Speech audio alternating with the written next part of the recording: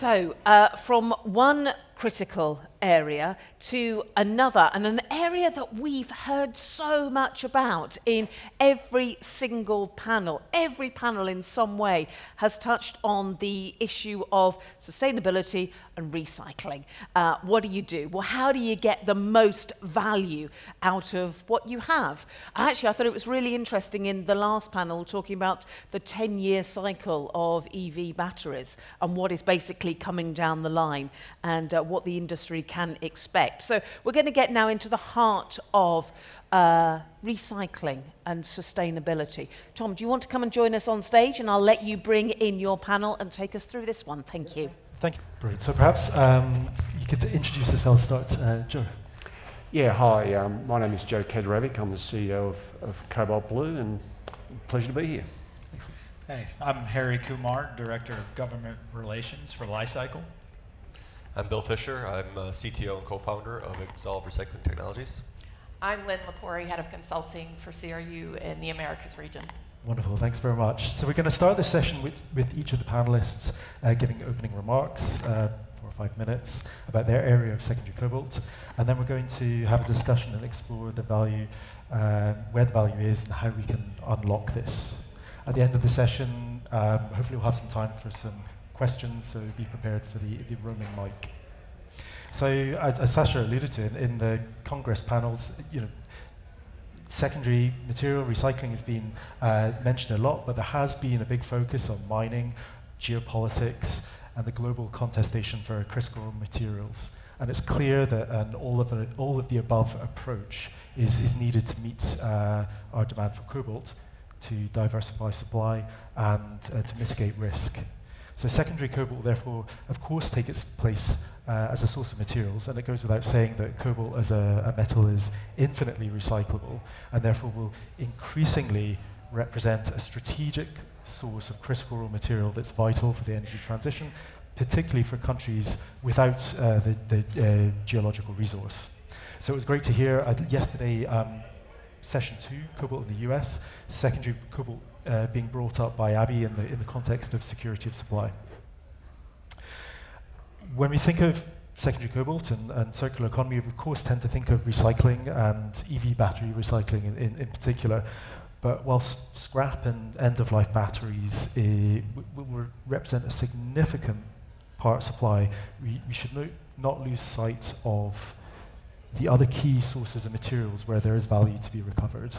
So I'm hoping today that our panelists will be able to provide some more details and insights on this. And of course, we're talking about unlocking the value, so better understanding what is currently getting in the way of valorizing the resource. So just to conclude my opening remarks, the panel is quite timely because the Cobalt Institute will shortly be publishing a report as part of our circular economy work program, pithily titled Responsible Sourcing of Secondary Cobalt. And I expect this panel will start to draw out some of the conclusions from this report, particularly around policy. So, to our panelists, and Joe, I want to start with you because you're bringing something that's a little bit different to the table. We're not talking about post-consumer material, post-manufacturing material. So tell us more about remining and sort of what you're doing there. And I think you've got a Yes, no problem at all. If I could just hopefully. There we go. Yep, thank you. Just very briefly on our business, there's 3 parts to the Cobalt Blue business. We have an active mine developer for a new cobalt mine located in Australia. We have a midstream business with a cobalt sulfate refinery, and then subject of today's discussion, we have a waste streams business, which effectively uses the same technology that we've developed in our mine, but across the global landscape for extracting metals currently locked in mining waste. There are a number of challenges, but fundamentally the opportunity set for remining or extracting metal from mining waste globally is enormous. The amount of waste from metalliferous mines, particularly nickel and copper, is large and getting bigger. The numbers you see there are actually quite dated, but it suggests that the tonnage is now in the billions globally. And as we go forward, and declining grades are typically the norm now in mining, we're actually creating more waste per unit of extracted primary metal. So that problem gets worse and worse. But typically we're finding, coincident with particularly copper mining, is you're getting cobalt values of about 0.1% in that waste stream. There's plenty of challenges to extract that, but you're getting a good secondary grade. One example I'll give you is that we do a lot of work on a proprietary basis to understand where cobalt is located globally in these waste streams. And I can say without any hesitation, there's more cobalt currently at surface in tails, in Australia in particular, than there is in the entire, if you were to reclaim all the EV batteries currently in circulation. So it's a lot of metal. The challenges, and I think the key part of today's discussion is all about the challenges, is this, number 1, 2 and 3 in our view is the scale of the environmental bonds. Bonds are a design that is a pledge from the mining company back to the environment, to the government, to say that they'll rehabilitate at the end of life. The problem is this: for a large mining company who can service that bond and make good on the liability, there's no incentive currently to do that remining. Because for a large mining company, they're looking for tier 1 assets. They're looking for copper grades in the order of 0.9 or 1%. A waste opportunity on their tenement at 0.2% doesn't cut it for them. So the very mining companies that could fundamentally finance these operations typically are not incentivised to do so. Juniors or uninhabited waste or untenanted waste opportunities, well, there's no ability for them to do that because they have no balance sheet to do so. And I'll just briefly add on a few points. They are typically lower grade opportunities. They typically require new metallurgy. So the same metallurgy used in extracting that copper, gold or other is going to be a completely different technology to remine the waste. And the last point I'll make is most tails facilities globally are actually a soup, effectively very heterogeneous. There's no particular cross-section of that ore body that is the same as another one. Why? Because 80 years ago, the technology to extract the copper was different to 20 years ago. So the older the tails, typically the more pregnant it is with metal. If that mine went through a smelter phase, you might have sulfide waste mixed with ex-slag, and then you've got this whole change between a sulfide ore body, oxidisation, etc. It changes the chemistry. So the chemistry and the metallurgy to effectively extract is brand new and in most cases challenging. Thank you. Thanks, Joe. Great reflection there on more cobalt being on the surface than in the EV battery stock. It's a huge resource, but and pre-processed as well. It's crushed. It's at surface. It's pre-crushed. If you take typically the mining costs of extraction as about 1/3 of your overall cost of the mining operation to get an intermediate, then that's already done, prepaid. Brilliant. I'll move on to Bill next. I was keen, like I say, to look beyond battery recycling and recognise there's a lot of critical cobalt applications, say in hard metals, superalloys, and so on. And I think these do get overlooked. They're strategic defence applications and so on, and manufacturing as well.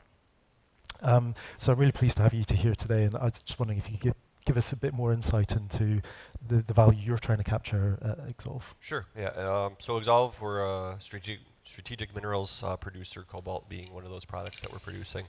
And the Exsolve really started 8 years ago. We had the founders and I sat down, and we all had some exposure to minerals, strategic minerals in various capacities, mining, production, and also recycling of those at that time. And what we saw was, and we were participating ourselves, is most of the materials were going to China.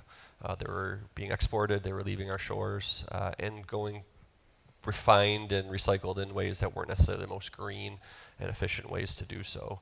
And so what we did is we took a look at what would it take and what would be a novel approach to recycling these in a way that is sustainable.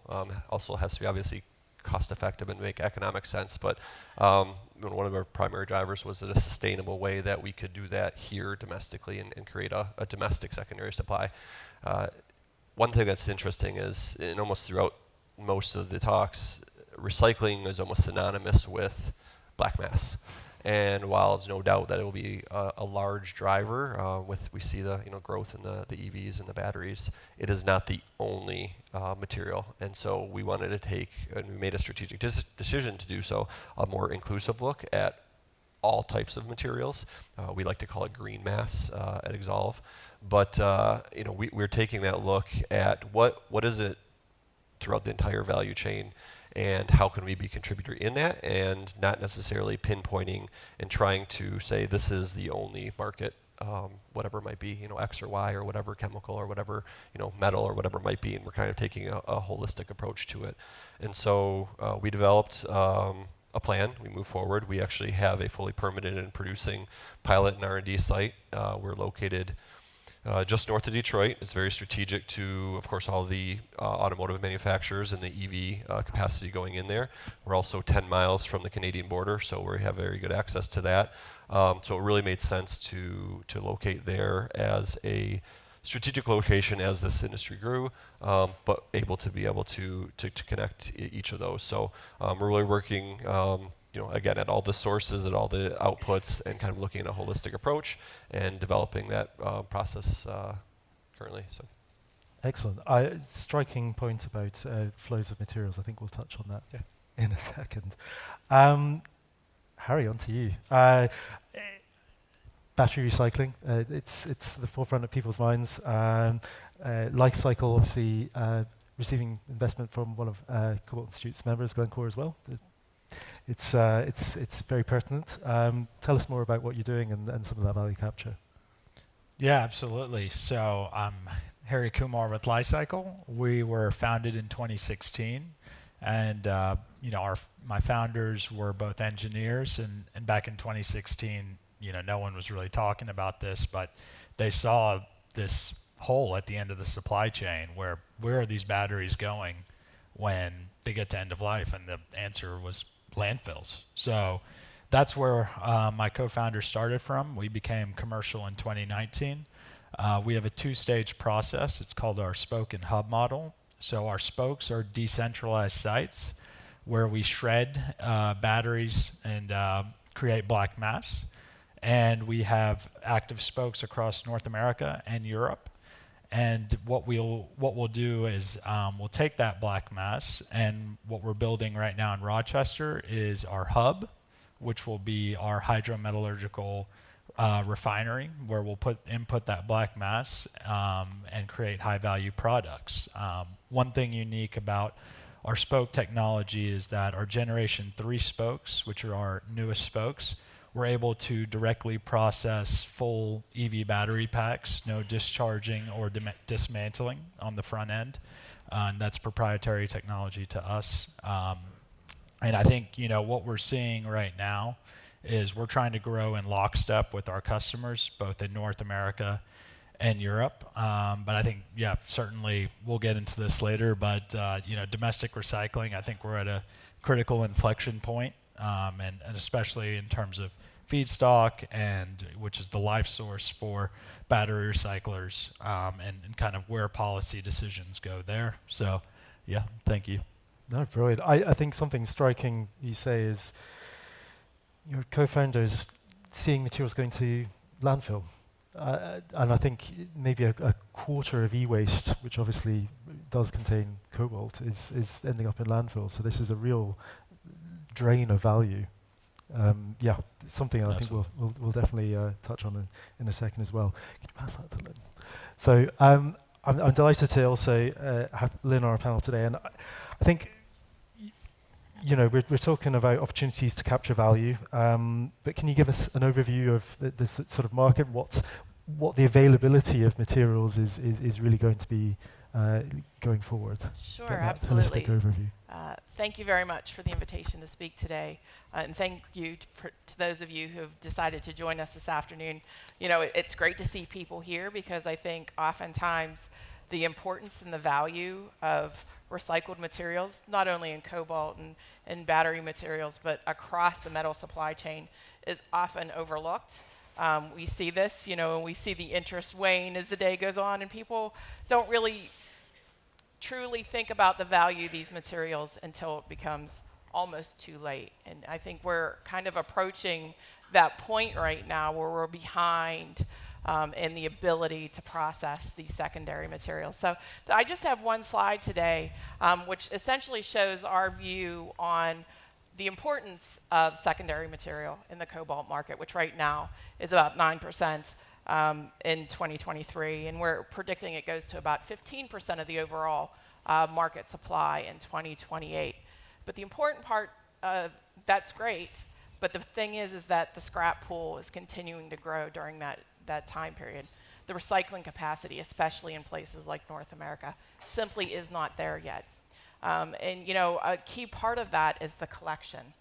And when we talk about collection, it's really what's the incentive for people to collect and to process that material. And that collection incentive essentially has to be driven by the government. I think we've heard a number of the panels talk about that today. What are the incentives for doing this? And oftentimes we want it to be a carrot. We don't want it to be a stick, but it has to come in one form or another. So what's that going to be? And legislation is way behind where it needs to be really to incentivize the consumer to recycle that material. So, the questions remain as to when are government policies going to catch up with that? Is there going to be the processing capacity for that? Are they incentivized to invest in these facilities to process this material?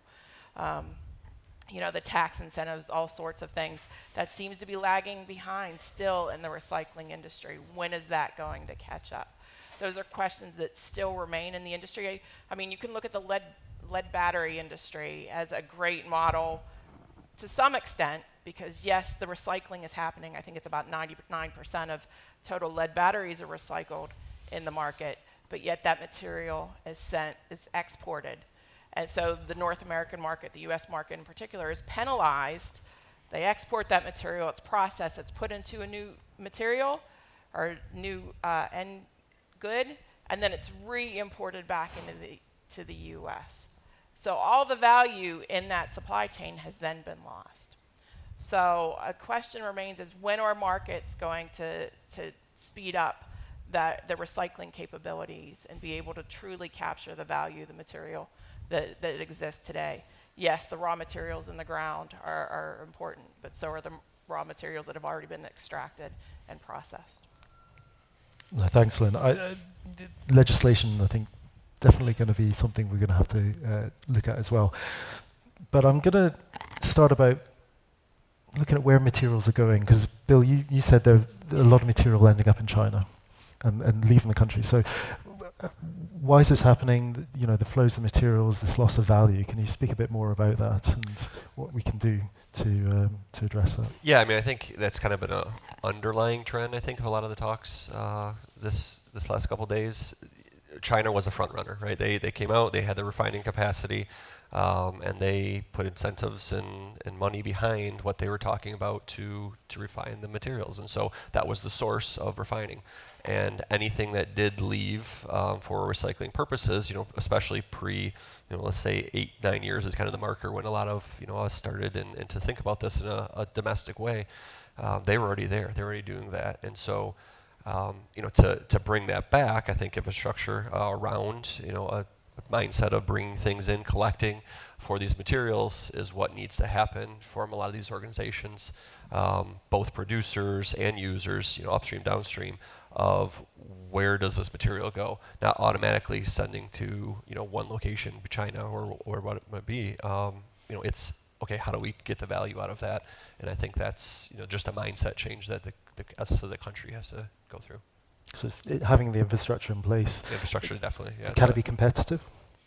Well, it definitely has to be competitive. I mean, if you look at, I don't want to jump into the sustainability portion of it, but that is a huge thing. I mean, when we started looking at, just where was this material going, sustainability was just something that we wanted to make as our cornerstone of our efforts. And so, as we grow at Exsolve, and I think as companies in the U.S. and make it a more green effort, we put every aspect along the way, we look at sustainability and also capture and things like that along the way. So you're not only creating value in the product itself, Cobalt being the driver in this discussion, you're capturing other things. So you're bringing carbon footprints down. And so down the supply cycle, you're actually able to offer carbon discounts or rebates off the carbon footprint for vendors coming in and then passing those along to end users downstream. Capture technologies, not only just carbon, but there's things, nitrogen, hydrogen, other things that you're able to do the capture and actually add efficiencies to process, but also, again, add to the sustainability. Sustainability is a metric. We don't know necessarily what that metric is. I mean, everybody has a little bit different opinion of what sustainability, what ESG is. I think there's still case studies being written about what it should be. The government's trying to decide what it should be. Eventually, I think that will be, flushed out. But in the meantime, we just have to look at ways to capture those metrics and build from there.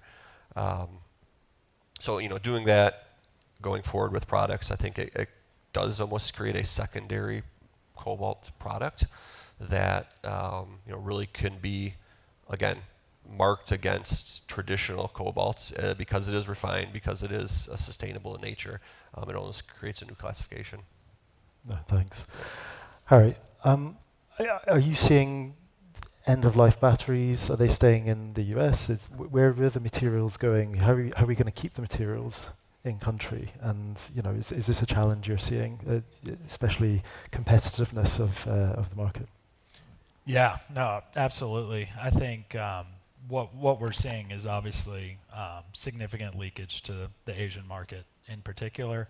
That's not a surprise. Obviously, it's an established market with a lot of capacity, can do it at a lower cost, at higher scale.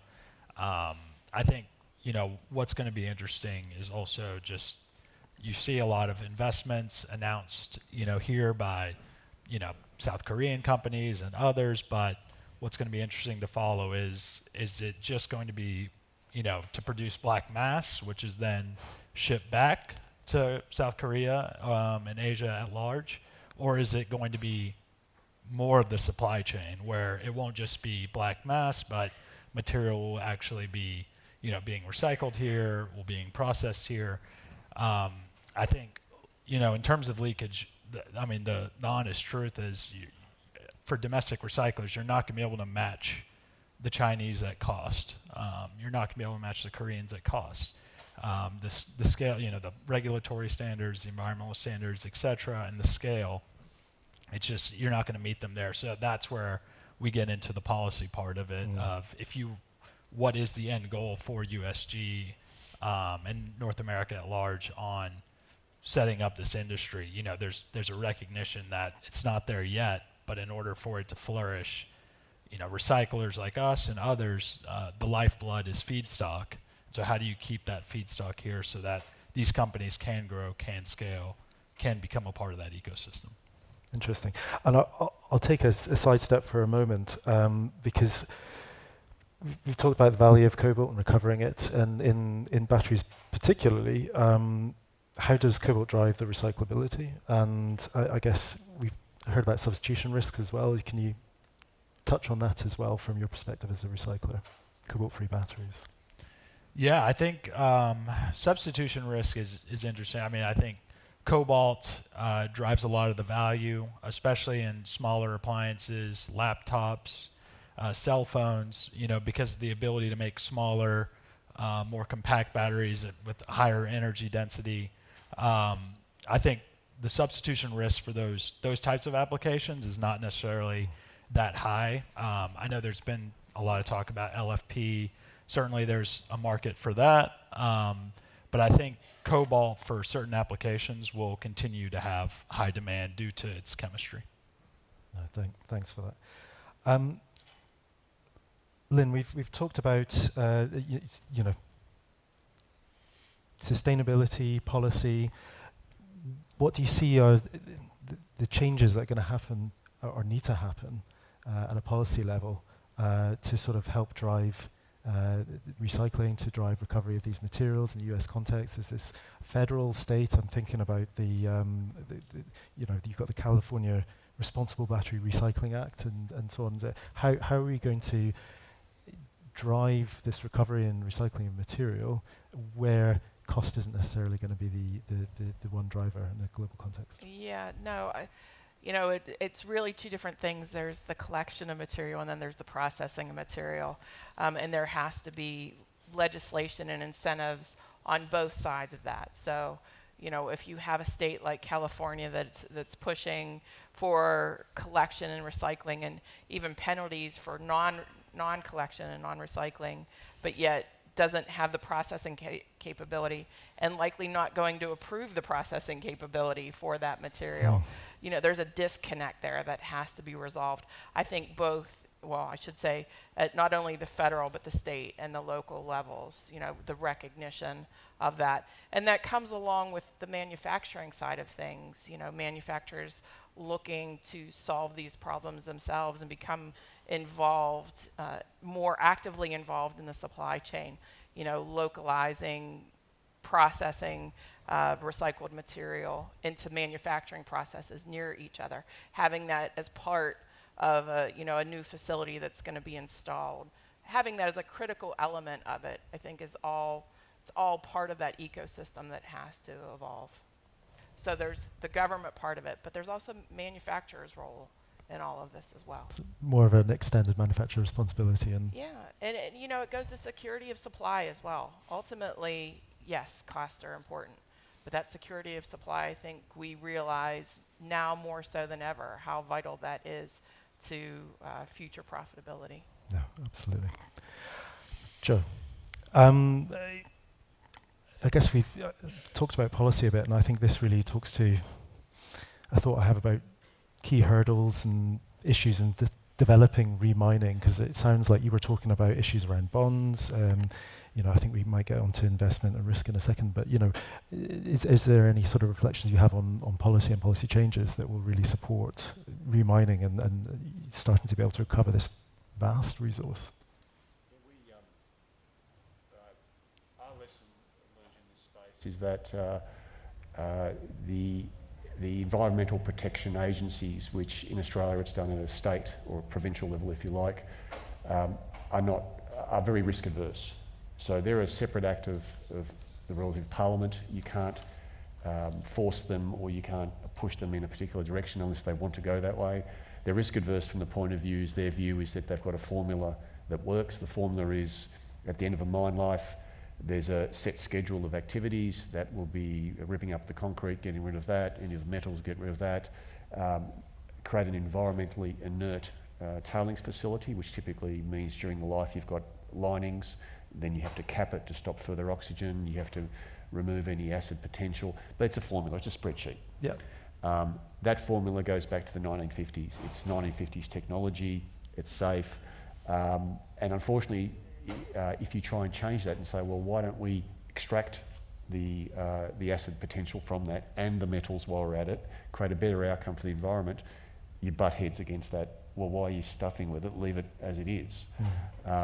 And even the governments, mining or resources departments of various governments who want to enact that change can't, because the EPAs of those states are at arm's length to them. So fundamentally there has to be a change in what is an environmentally benign outcome or a better outcome. And so firstly it has to be incentivised at the EPA level, and then secondly the industry and those of us in the mining waste recycling industry have to prove our technologies. It's not enough to say, look, it looks good on a demonstration facility we've been running for 6 months. You have to prove effectively the benign nature of your waste on a 10, 20, 30, 40-year basis out in the environment. So there's big hurdles from that innovative technology perspective as well.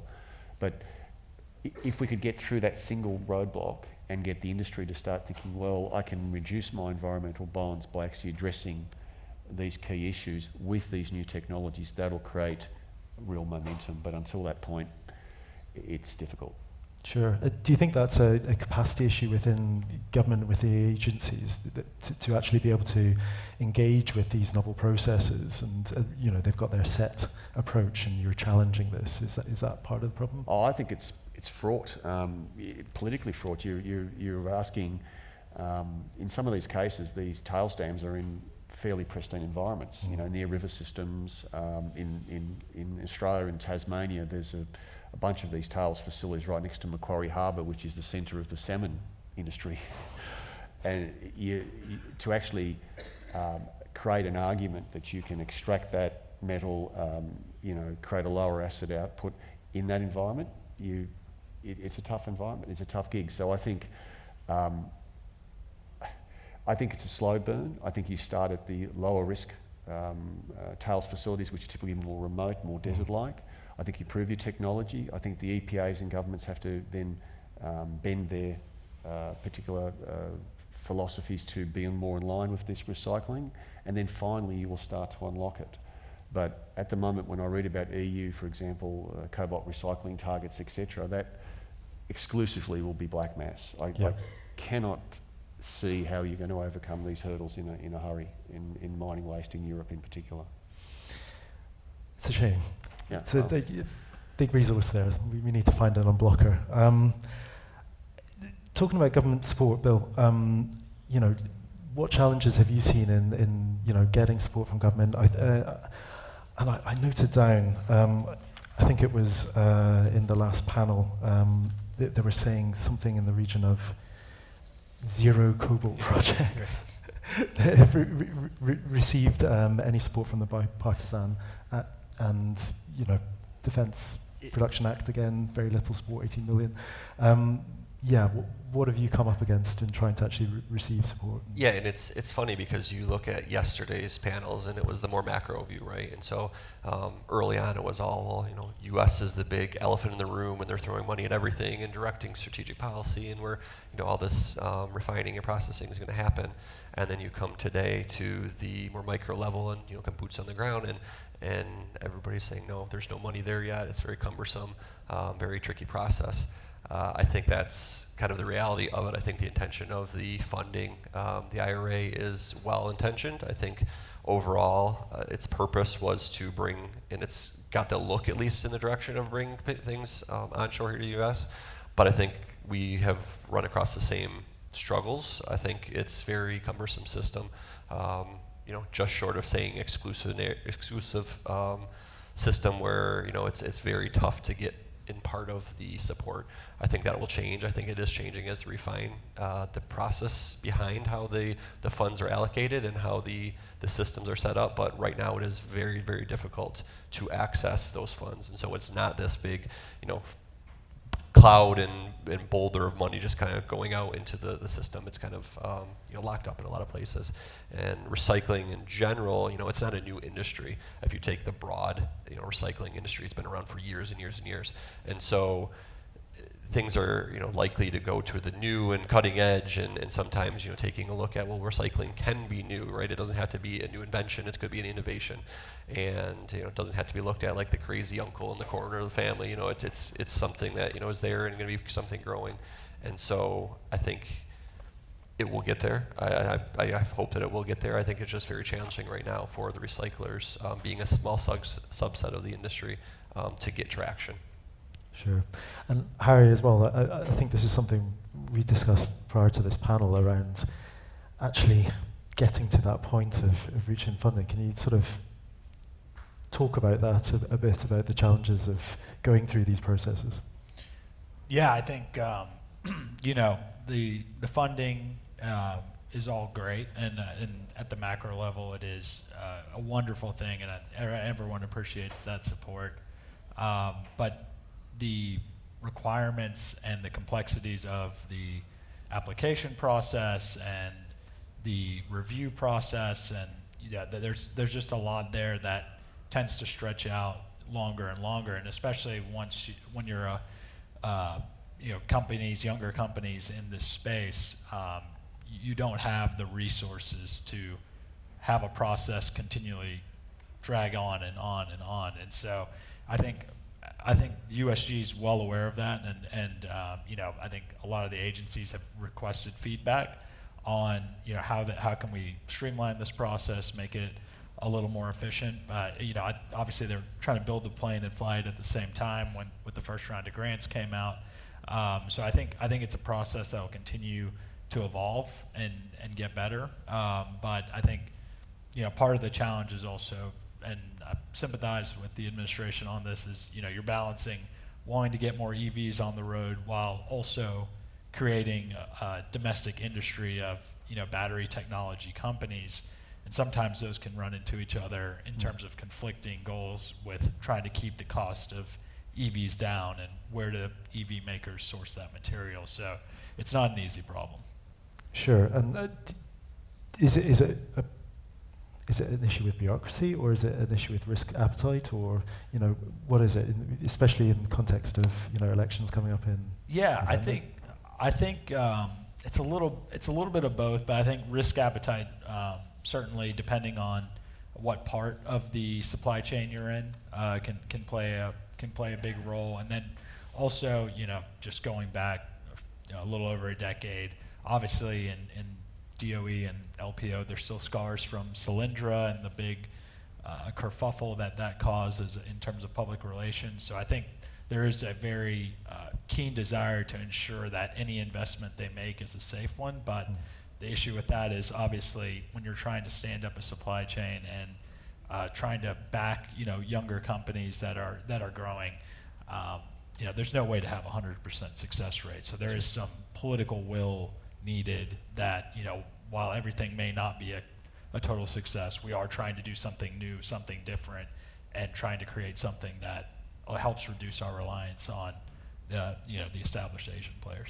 Sure, and I think in the context of China, there's perhaps that greater appetite of risk and willingness to put money in investing in novel processes and quite a long-term strategic view as well. Absolutely. Yeah.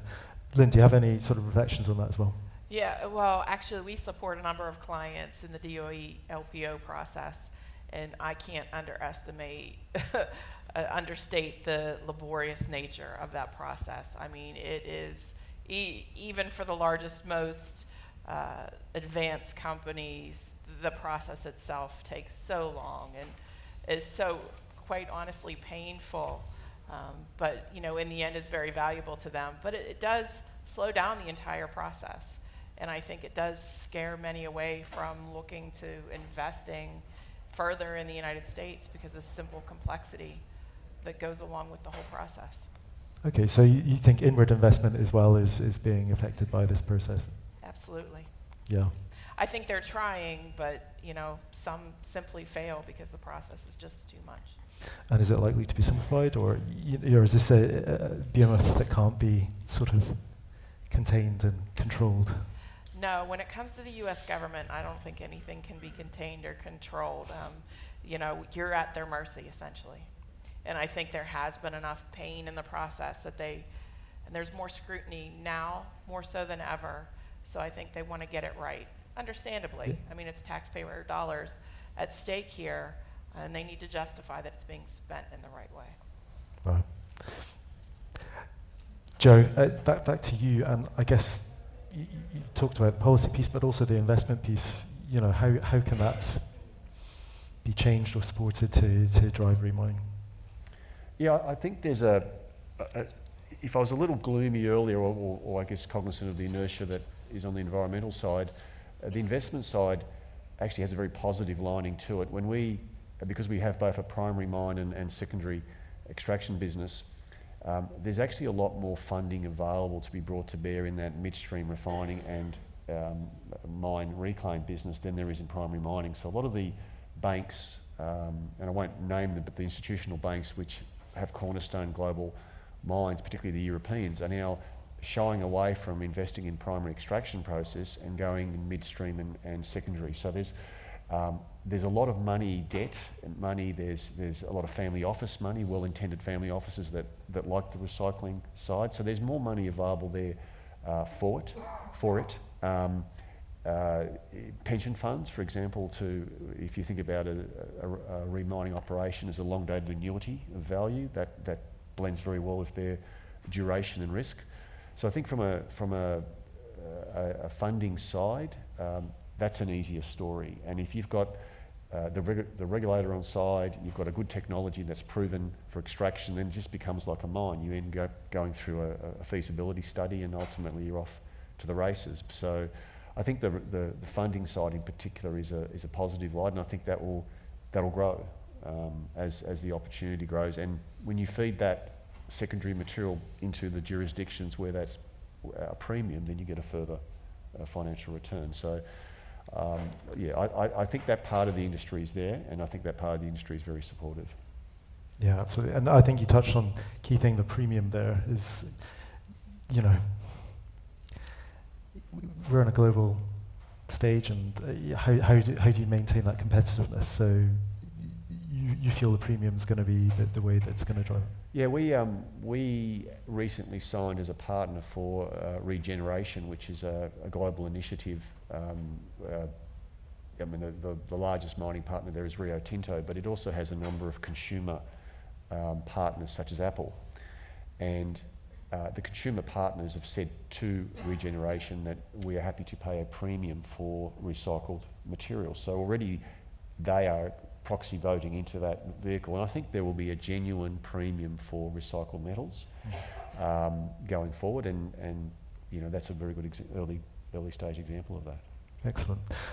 Bill, you're, I guess, more sort of B2B recycling. Do your customers see the value in that the premium you're talking about, the sustainability credentials that you are sort of looking at? Yeah, it's mixed right now. I think to Joe's point, I think it will get there. I think that some customers of ours, some sources, they really see the cyclical nature of this as the benefit.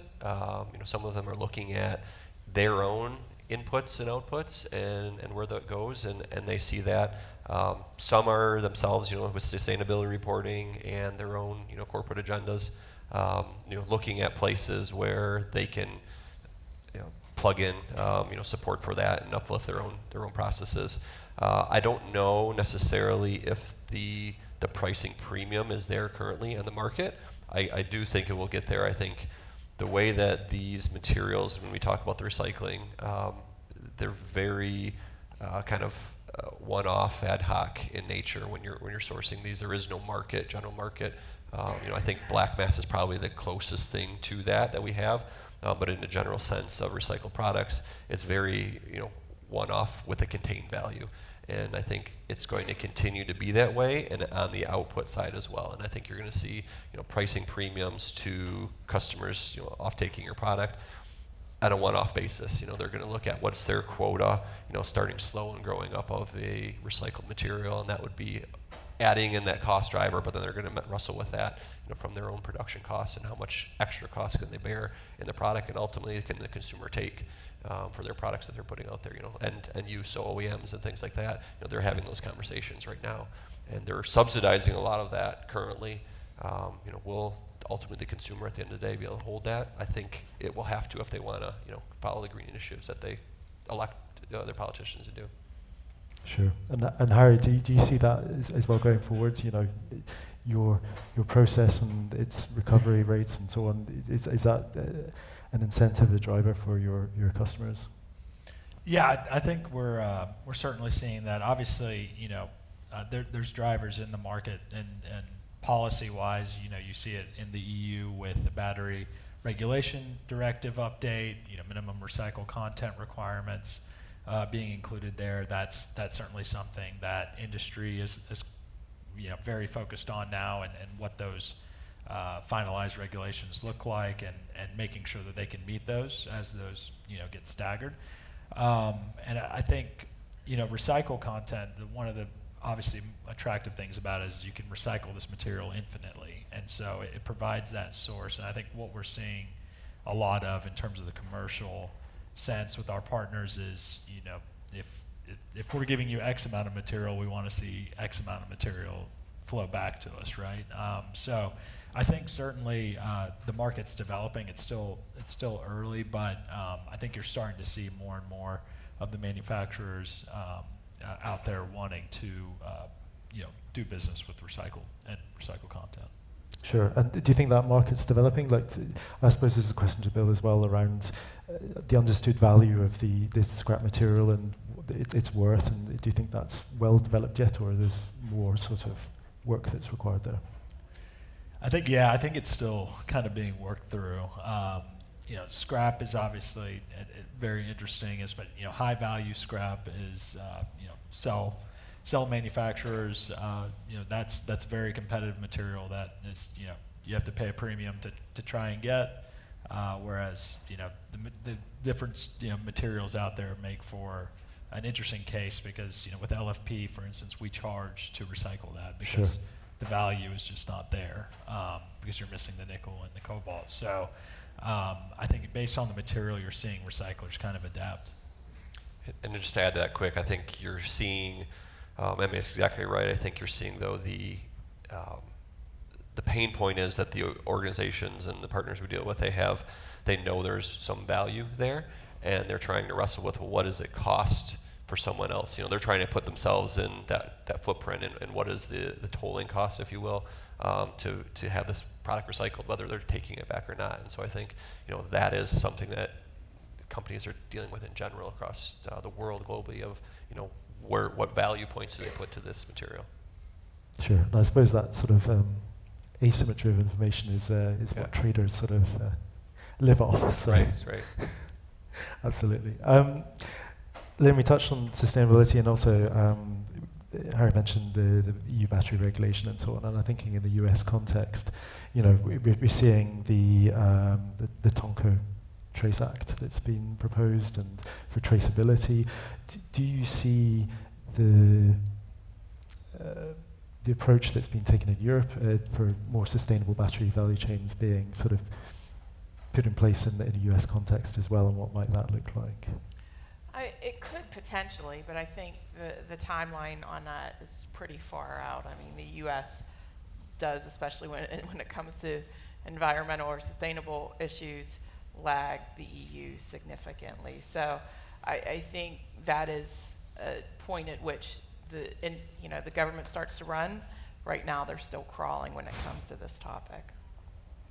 Yeah, and I think that's been a theme on a couple of areas where there's a bit of lacking and a lot of catching up. And I think Paxetto said time is the one thing we don't have in his yesterday's keynote speech, and it's true. Absolutely. Yeah. So we've got a couple of minutes left. I just want to open it up to the audience. Does anyone have any questions for our panelists? Okay. Let's bring the microphone to you. If you wouldn't mind introducing yourself first. Thank you. Sure. Hi, I'm Agrim from Google. Had a quick question regarding, you talked a lot about the supply piece, that it's 5% now, it'll go to 15% of the total cobalt supply. What is the outlook on the demand side? A lot of companies obviously have publicly announced, but there's a lot of unannounced motivation. So what do you see the supply demand for mostly recycled cobalt or recycled lithium going forward? I think that's going to be driven a lot by consumer demand, quite honestly. I mean, obviously some of the post-manufacturing scrap is going to have a higher value. Black mass is going to have a different value to consumers on the demand side going forward. But ultimately, it's going to come down to, what are the implications for recycled content in the material. That's going to be a big driver of demand. And then consumers' willingness to really pay for, a green product.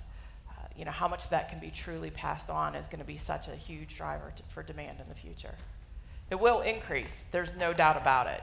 Just the pace at which it increases is going to be affected by those factors. Sure. Any other reflections? I think it's exactly right. I think the consumer, as I said earlier too, is going to ultimately dictate how much of this can be absorbed. I think you're seeing some of that, not necessarily a price premium right now, but maybe a access premium. And so people are more willing to approach certain streams because of where the location or the manufacturing process that it went through to get there. I think that will continue. The market probably will still dictate in the short term the actual price, but it's again, where that can be sold and accessed. I think that's going to change. Thanks. Did you say Google you were from? Just out of interest for the room, what actual bits are you particularly interested in when you hear from this industry? I think some of the companies have publicly announced, so it's a more curiosity that that a lot of the tech companies are doing it. A lot of companies are publicly announced, so just curious from that standpoint. It's interesting just to see the different parts of the industry, thank you. Absolutely. That are actually here being very interested in what this industry is doing. Thank you very much for your question. Got one over here, if you could introduce yourself first, thank you. Hi, I'm Maggie Gabos from the Responsible Minerals Initiative. So I wanted to ask if you have any considerations for due diligence on the secondary material, and if we're talking about premiums, and given the high presence of ASM, do you perceive any risk of potential greenwashing or loopholes like we see with gold at the moment and recycled? Thank you. I mean, I think I'll take that first shot. I think there's a good possibility that could happen early on. It's kind of the wild, wild west of sustainable products right now. I think we're trying to figure that out. It's the frontier. I could talk to Exsolve particularly. We take every step along the way to not only look at in-feeds, but also excess. We're tracking metrics along the way of sustainability from our own production standpoint, marking our own footprints and things like that. We're welcoming some type of passport, some type of tool.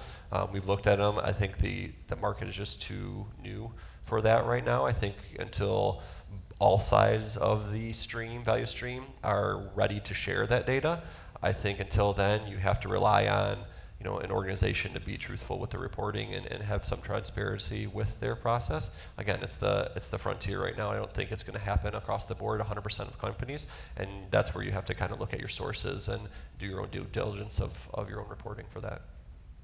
When you say passport, do you mean like a guarantee of origin? Yeah, I mean, connecting it to a blockchain, something like that. I mean, that's something we do internally. It's not ready for the external use yet. I don't think upstream or downstream customers want that or are ready to plug into that. Now, is that something the government might mandate? This is the system. If that's the case, then they'll have to, right? I think everybody kind of sees that tracking is where it's going to go. I mean, where you run into struggles is when you count something, where do you count it and where do you start counting it again? So if you're counting a metric on sustainability downstream, does it get recaptured in the recycling process, or does that stay downstream and it start at zero? We don't know that, and until there's some set of metrics and guidelines to that, it's just going to kind of be elusive to each company. It's what the hydrogen industry is battling with at the moment, with green and blue hydrogen. Any others in the room? I see another hand. Anybody else that wants to take a question? It's a huge area, yeah. Isn't it? Absolutely massive. Is there enough regulation? What's that? Is there enough regulation? Do you want more regulation? I mean, I'm never one to say we need more regulation, but I think if some of these initiatives are truly valuable, and to my statement before, then there has to be some guidance. I think, if nothing else, to where a standard should come into place. Yeah. I would argue it's not more, but it's the right regulation that's required. Brilliant. Let's take another question. Oh, Down here. excellent. Hi, great panel. Rob Bergman here with Exsolve, and my question is around the premium side. So what I'm hearing is that needs to be consumer driven, right, to really efficate a premium in the product. How do we roll something like that out effectively? Obviously from the tracking and traceability and not greenwashing is the first step, but then how do we actually put the choice in the hands of the consumers? And maybe I'll give you an example. In Europe, I was just over in Europe. Every flight you go on, train you ride, you can check the box. For an extra $14.99, you're saving the world, right? And I feel a lot of people are probably inclined to check that box. Is that a similar system we could deploy for end product consumers? Is there an avenue? Because for me, that's where the challenge in the premium comes is how do you actually get the consumer to even be a participant in the choice? Who wants Yeah, to take that? Harry, yeah. I think premiums are in the U.S. That's a much tougher case than in Europe, right? I think Europe is a little more forward-thinking on environmental impacts and environmental consciousness, and part of it too is obviously when we get in these audiences we're all in the same kind of industry knowledge base, but if you talk to the average person right now they're going to ask about cost, plain and simple. They're not necessarily worried about the origins of the material and whatnot. So I think a lot of it falls on the industry itself across the supply chain. Figuring out ways to make batteries more, at a cheaper and more cost-effective level. Recyclers, continuing to evaluate, evolve our processes so that even though, the prices of these, to try and bring down those prices as much as we can so that the premium is not necessarily seen as much. Because I think the more you make that, it's a clear differentiation between a traditional ICE vehicle versus an EV. If there's a 5, 10, 15 on the upfront, you can argue as much as you want about over the course of the life and whatnot. Most people are going to focus on that upfront sticker shock. So we need to try to do as much as we can across the supply chain to make that premium as small as possible. Brilliant point, Harry. Any last reflections on that? Maybe we'll tie up the panel after that. I'll just make one final point. I think critical minerals are at the forefront, but overall as miners, the future is we will sell the data. The metal you sell is not really important. It's the data that accompanies the metal. Where's it from? Is the chain of provenance what you're after? It's ESG credentials, it's CO2 footprint. And we're gearing up as an industry for that now. Our own view is in cobalt in particular, there is a significant mismatch between the index the industry is selling to and particular segments of the consumer industry, particularly EU and US.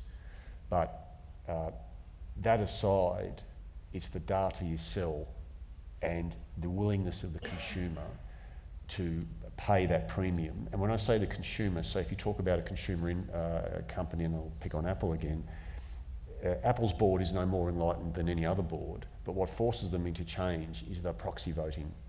It's the shareholders with their proxies saying this is direction. I see no reason fundamentally why Europe should be much different to the US, but it is. Europe has a higher standard for these things. So ultimately, putting the pressure on the right mechanisms to change those corporate stances, creating a selectivity for that product, will then create a price. Whether it's a premium to a metal that doesn't have that data, time will tell. But I think that's the industry that we're in. No, thanks, Drew. Thank you. I'm going to tie up now very, very quickly, just so we hear from all the panelists. One more last question. What's the one thing we should be focusing on to unlock value from your perspective? So, Joe, start with you. In a word, almost. Yeah, look, I literally what I just said. I think we need to set an index or a benchmark as miners to aim for, and it has to be cognizant of the way that product was produced and refined and brought to market. And fundamentally, cobalt that's not produced under those circumstances should not be fungible into those markets, such as the US and the EU. But we're not there yet. Harry. Yeah, I think a lot of the focus is obviously on larger form batteries, EVs, energy storage, but a big problem, especially in terms of landfilling, is the smaller consumer electronics, and a lot of those they're a lot tougher to recycle. It's a lot tougher to get the value from. So I think in terms of smaller consumer electronics and also LFP, making sure that those batteries are still staying in the supply chain and those materials are being recovered and kept. All right. I'll say awareness is my word. I think just like oil drove mobility and energy in the 19th and 20th century, I think minerals are the oil of the 21st century. And I think the consumer doesn't realize how big that minerals, cobalt being one of the drivers, especially in batteries, is to our future. And I think that awareness is what's going to kind of drive everything and unlock the value going forward. Thanks. I'll add on to that, and I would say, if I had one word, it would be education. So it's education of consumers as to the importance of collecting and recycling materials. It's education of our leaders about enacting the right legislation and providing the right incentives, not only to the consumers, but to manufacturers, to miners, all throughout the supply chain. It's, you know, education of manufacturers and their leaders as to the importance of recycled materials and how they can promote that in their own operations and products going forward. So in one word, it would be education. Yeah, and I think it's incumbent on us and as an industry and as an industry association to be really driving this education. So hopefully we are starting to succeed in that. I think we're all stewards of our industry. Absolutely. Great note to end on. Thank you very much, and round of applause for our panelists.